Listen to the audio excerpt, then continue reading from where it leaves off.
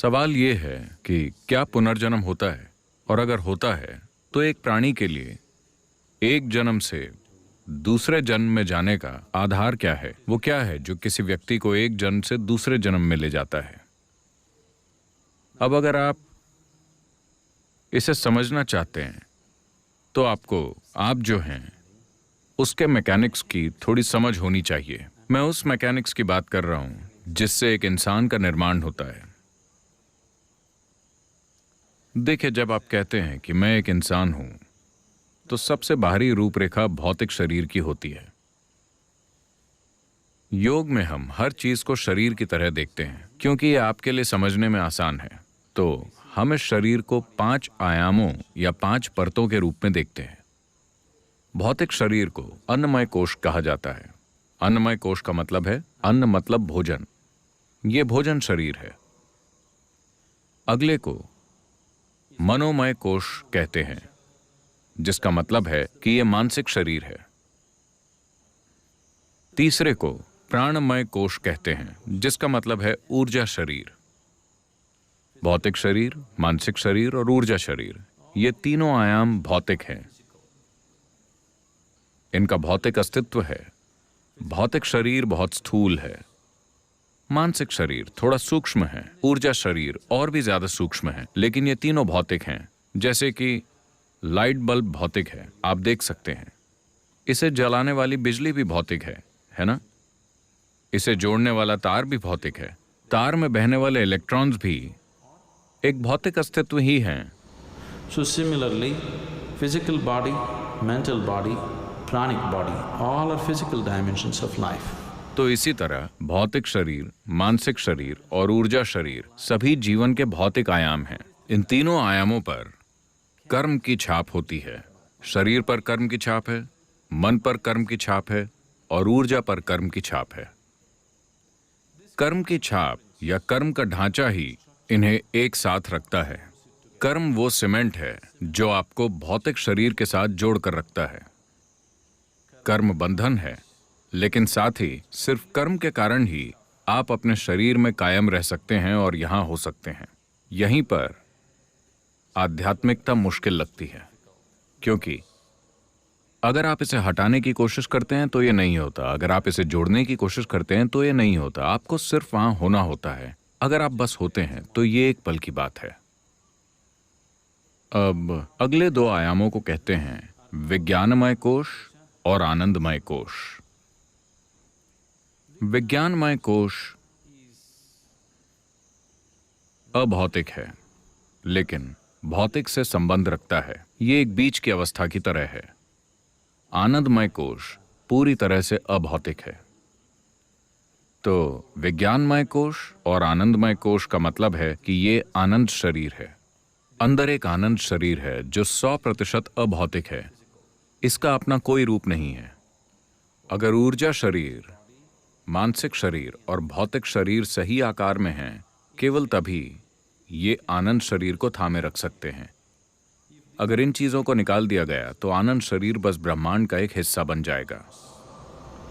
So whatever you are referring to as Atman or the soul is a fiction actually. जिसे आप आत्मा कहते हैं वो असल में एक कल्पना है, इस मायने में कि लोग अभौतिक की कुछ सीमाओं का वर्णन आत्मा की तरह कर रहे हैं। लेकिन आत्मा के लिए ढांचा अभी भी आपका कर्म ही है। अगर कर्म के ढांचे को पूरी तरह से ढा दिया जाए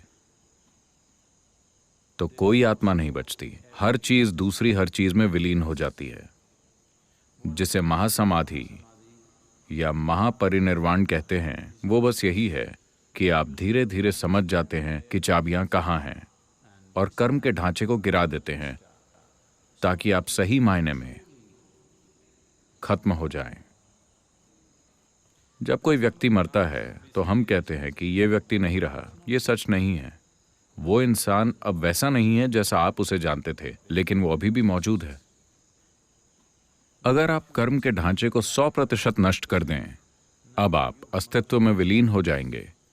इसी को मुक्ति या महासमाधि, हिंदू परंपरा में इसे मुक्ति कहा गया है, योग की परंपरा में इसे महासमाधि कहा गया है।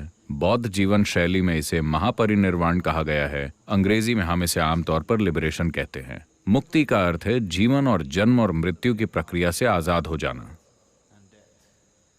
मुक्ति का मतलब है शरीर और मन के बुनियादी ढांचों से आजाद हो जाना, और इसके लिए कर्म का ढांचा ही वो धागा है जो इन चीजों को एक साथ बांधे रखता है। तो जब कोई इंसान मरता है तो जाहिर है कि भौतिक शरीर वो चीज है जिसे आपने धरती से उधार लिया था। तो शरीर सिर्फ धरती है ना? आप समझे? ये भौतिक शरीर बस धरती का एक टुकड़ा है जो अभी इस तरह उछल कूद कर रहा है, लेकिन आपको इसके एक एक परमाणु को वापस करना होगा। ब्याज नहीं लगेगा, लेकिन आपको हर परमाणु वापस करना होगा। आपको एक भी परमाणु ले जाने की इजाजत नहीं है, कोई भी नहीं ले जा सका। भौतिक शरीर अलग होकर गिर जाएगा, लेकिन आपके कर्मों की मात्रा के आधार पर आपका मानसिक शरीर और प्राणिक शरीर बने रहते हैं।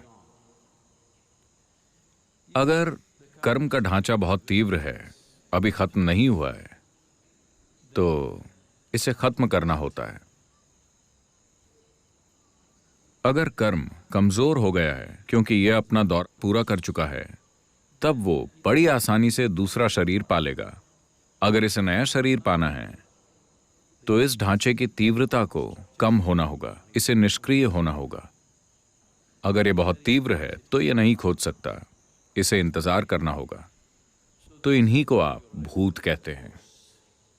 कोई मर गया है, लेकिन उसके कर्म का ढांचा अभी भी तीव्र है क्योंकि वो अभी खत्म नहीं हुआ है। अब उसे दूसरा शरीर ढूंढने के लिए काफी ज्यादा समय चाहिए। वो अभी भी मौजूद है।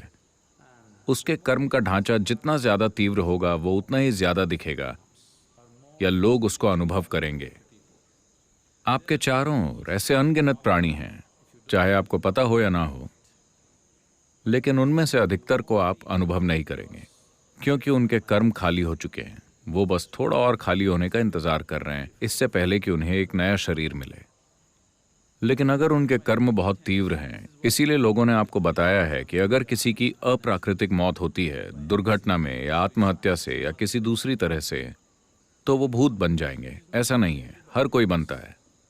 बस इतना है कि उन्हें आसानी से महसूस किया जा सकता है। वो आपके अनुभव के लिए ज्यादा उपलब्ध हैं क्योंकि उनका कार्मिक ढांचा ज्यादा तीव्र है। लोग ऐसे प्राणियों को थोड़ा ज्यादा अनुभव कर सकते हैं उनकी तुलना में जो बूढ़े होकर मरते हैं। अगर कोई अपने इस जीवन के लिए निर्धारित कर्मों को पूरी तरह पूरा कर लेता है तो वो बस यूं ही मर जाएगा, बिना किसी बीमारी के, बिना एक्सीडेंट के, बिना किसी चोट के। जब कोई व्यक्ति ऐसे मरता है बस यूं ही, तो वो कुछ घंटों में ही दूसरा शरीर पा जाएगा। तभी इस परंपरा में कहा गया है कि अगर कोई अपना जीवन पूरा करके शांति के साथ मरता है तो ये मरने का सबसे अच्छा तरीका है, क्योंकि उसे इंतजार नहीं करना पड़ेगा, नया जीवन तुरंत शुरू हो जाएगा। जब आप आध्यात्मिक मार्ग पर चलते हैं, तब हर आध्यात्मिक साधक का अंतिम लक्ष्य होता है कि वो इस पूरी प्रक्रिया को तोड़ना चाहता है। या अगर इसे दूसरी तरह से देखें तो हम कह सकते हैं कि जिसे आप अभी अपनी आत्मा कहते हैं, वो एक बुलबुले की तरह है। बुलबुले की बाहरी खोल आपके कर्म का ढांचा है, अंदर हवा है। मान लीजिए कि आप बुलबुला तोड़ देते हैं, आप बुलबुले को फोड़ देते हैं, तो हवा कहाँ गई? आपकी हवा कहाँ गई? अब आपकी हवा जैसी कोई चीज नहीं है, ये हर चीज का हिस्सा बन गई है। तो अब जिसे आप आत्मा कहते हैं वो काल्पनिक है, क्योंकि आपकी आत्मा या मेरी आत्मा या किसी और की आत्मा जैसी कोई चीज नहीं होती। अभी ये असीमितता एक सीमित कर्म के ढांचे में बंद है। तो इससे आपको ऐसा एहसास होता है जैसे कि ये एक अलग इकाई हो। अगर आप उन चाबियों को अलग कर देते हैं जो कर्म के ढांचे को बांधती हैं, तब ये बस ध्वस्त हो जाता है। तो मृत्यु के बाद का जीवन, अगला जन्म, इस सारी बकवास में विश्वास मत कीजिए। लेकिन अभी अगर आप यहां बैठते हैं और बस अपनी आंखें बंद करते हैं, आप साफ साफ देख सकते हैं कि आप इस शरीर से परे भी कुछ हैं, है ना?